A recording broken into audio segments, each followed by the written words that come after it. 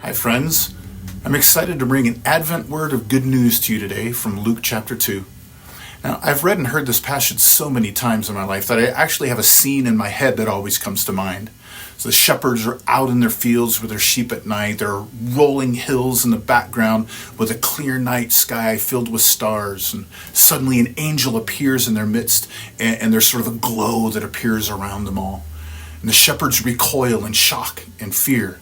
And the angel, one of heaven's most mysterious and exalted beings, on the verge of this powerful testimony of the heavens, responds to these most average of Joes with this powerful yet gentle encouragement. Do not be afraid.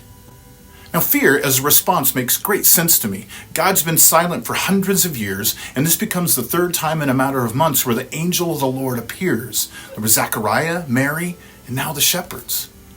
The passage actually says they were terrified or very afraid, or according to Linus, sore afraid.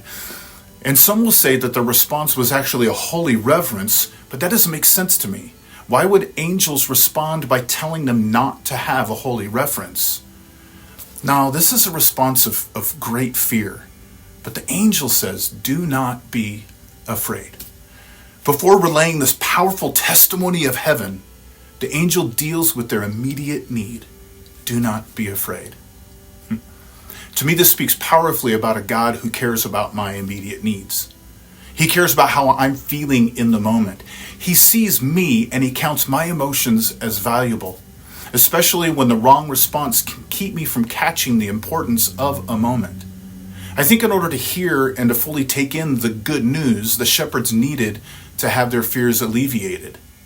And to God, you and I are no less important. How we respond in a moment is important, sometimes extremely vital to being open to something that God has for us.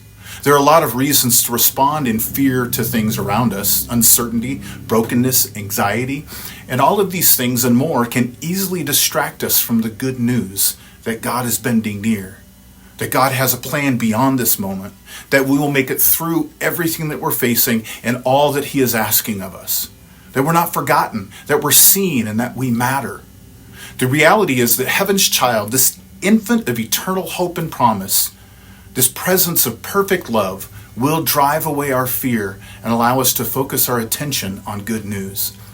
May you experience today a respite from whatever circumstances that may be fighting to distract you from the good news that heaven has broken in on us, and that you, a humble participant in this life, are worthy of a divine announcement of good news and great joy.